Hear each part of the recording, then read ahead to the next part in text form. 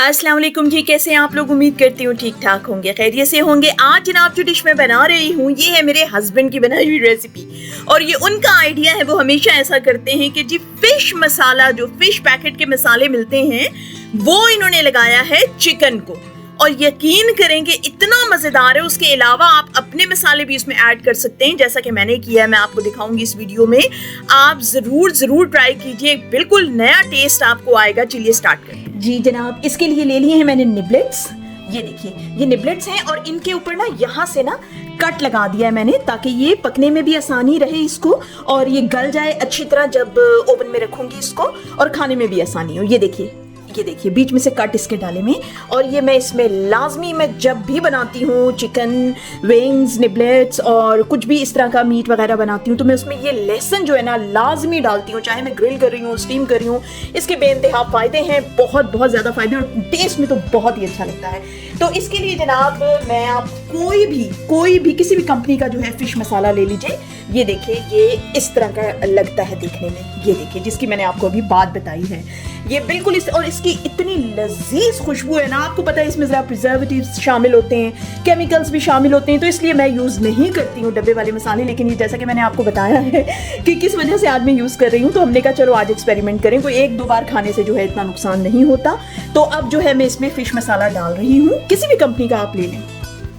Fish मसाला जनाब इसमें डल गया है।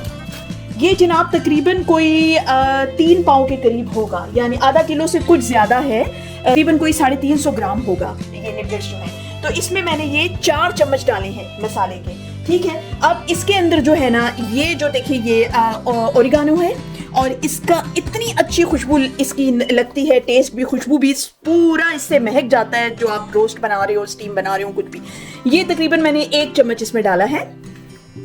इतनी अच्छी खुशबू पूरे घर में फैल जाती है जब आप ओरिगानो डालते हैं। और ये जनाब सुमक है, ये आप लोगों ने देखा ही होगा, आप लोगों को पता होगा, ये बड़ा मशहूर टर्किश, ये एक्चुअली अनारदाने से ही ये बना होता है, इतनी मजे की इसकी खटास होती है, इसको सुमक बोलते हैं। तो ये मैं डालूंगी, तकरीबन ये मैं आधा चम्मच डालूंगी।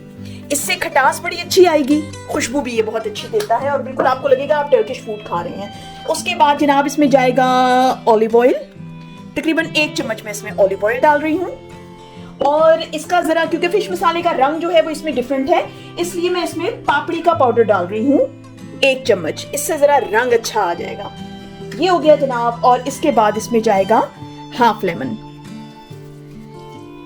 हाफ, एक्चुअली मैं हाफ से भी थोड़ा इसमें कम डाल रही हूँ, क्योंकि फिर वो पानी ज्यादा इसका जमा हो जाता है। बस जी, ये टोटल मसाले हैं। अब इसको मैं मिक्स कर दूंगी।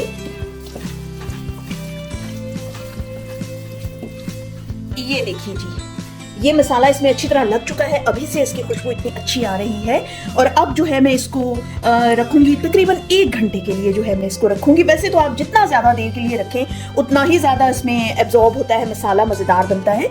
लेकिन जाहिद साहब को शदीद किस्म की भूख लगी हुई है और मेरे पास ज़्यादा टाइम नहीं, तो 1 घंटे के लिए रखूंगी। तो 1 घंटे के लिए लाजमी आप इसको रखिए। उसके बाद अब ये जब तक मैं इसको मैरिनेट करके रख रही हूँ, तब तक मैं आपको दिखाती हूँ कि वेजिटेबल्स के साथ में क्या करूँगी।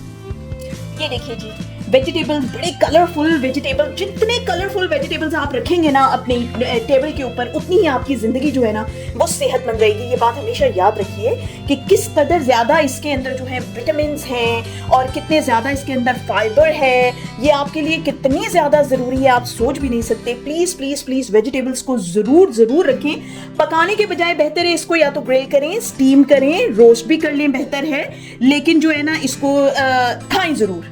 तो ये हम लाजमी खाते हैं जी, हमारी टेबल पे जो है ना वेजिटेबल लाजमी होती है। तो ये देख लीजिए, मैंने इसमें 1 कप समझ लें आप डाली है, कैरेट डाली है, ये इसकी इस शक्ल में मैंने इसको गाजर को काट लिया है। और ये बेल पेपर है डिफरेंट कलर की, इनको इस शेप में मैंने काट लिया है।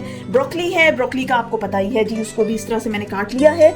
और इसके अलावा जनाब इसके मैंने ये वेजेस काट लिए हैं, पोटैटो वेजेस, और इनको जो है मैं पहले करूँगी स्टीम, इनको हल्का सा स्टीम करूंगी। उसके बाद मैं इनको बड़ा ही गोल्डन लाइट सा जो है ना रोस्ट करूंगी। तो ये मेरे पास स्टीमर है, बहुत शानदार स्टील का स्टीमर है, और बड़ी ही प्यारी इसमें जो है ना स्टीम होती है वेजिटेबल्स। तो मैं इसमें अब ये डालूंगी।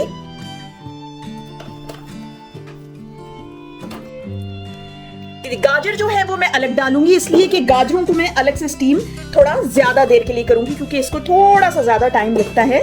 बाकी ये ब्रोकली और बेल पेपर जो है ये तो बस मैक्सिमम कोई आप 5 मिनट ही रखें तो ये स्टीम हो जाती है। और मैंने इसको क्रंची क्रंची सा बनाना है, ज्यादा मैंने इसको जो है ना हलवा नहीं बनाना, इसलिए मैं अलग से रख रही हूँ, गाजरों को अलग से रख रही हूँ और बाकी वेजिटेबल को इसमें डाल रही हूँ।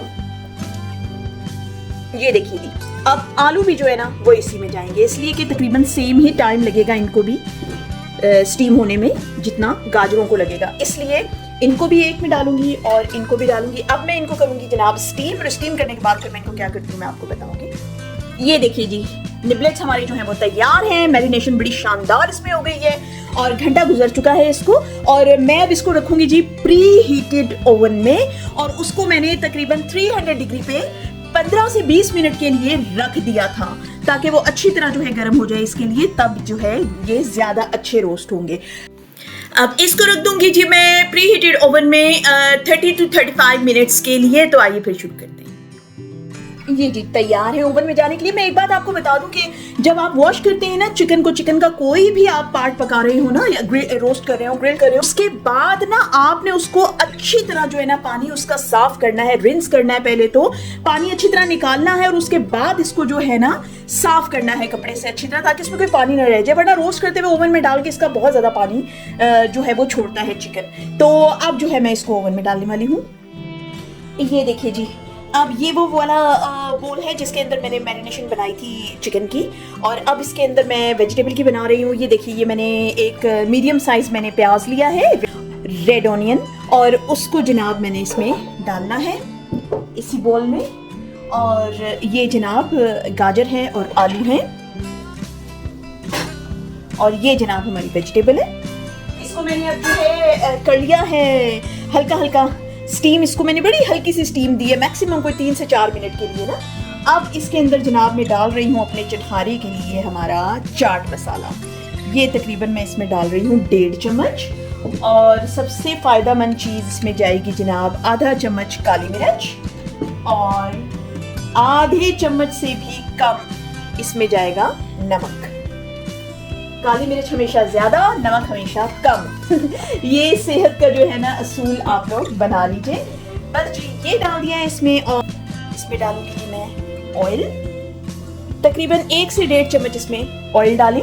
जितना ज्यादा आपने इसको क्रिस्पी करना है उतना ही ऑयल डालें, और ऑलिव ऑयल है तो इसलिए बहुत ज्यादा नुकसान नहीं होगा। मिक्स करूंगी, ये देखिए, क्योंकि अगर आप वैसे ही उसको रख देना तो वो उस तरह से गलते नहीं हैं, या तो फिर बहुत ही ज़्यादा गल जाते हैं या फिर उस तरह से गलते नहीं हैं अगर कच्चे ही रखे जाएं तो। इस वजह से जो है मैं इसको हमेशा स्टीम कर लेती हूँ, और उसके बाद आप इसको तवे पे भी हल्का हल्का जो है ना सौते कर सकते हैं। चिकन को ओवन में रखे हुए तकरीबन कोई 25 मिनट्स हो चुके हैं, और अब मैं उनको निकाल के और उनके साथ ही वेजिटेबल्स रख दूंगी, ताकि वेजिटेबल्स को मैंने सिर्फ 5-6 मिनट के लिए गोल्डन करना है, समझे, पके हुए तो ये हैं, तो अब उनको मैं निकाल के उनके साथ ही वेजिटेबल्स रख दूंगी। ये देखिए जी तैयार हो गई है, निबलेट्स तैयार हो गए हैं माशाल्लाह, इतनी अच्छी खुशबू आ रही है, गल भी गए, ये बहुत मजेदार लग रहे हैं। अब जनाब मैं वेजिटेबल्स रखूंगी। ये देखिए जनाब, सिर्फ 5 मिनट के लिए मैंने इसको ओवन में दोबारा रखा था, बड़े क्रंची मजेदार बन गए हैं। और अगर आपको मेरी वीडियो पसंद आई हो तो लाइक कीजिए, शेयर कीजिए, और मेरे चैनल को सब्सक्राइब कीजिए, और कमेंट करना हरगिज मत भूलिएगा। तो नेक्स्ट वीडियो तक के लिए मुझे इजाजत दीजिए। अल्लाह हाफिज।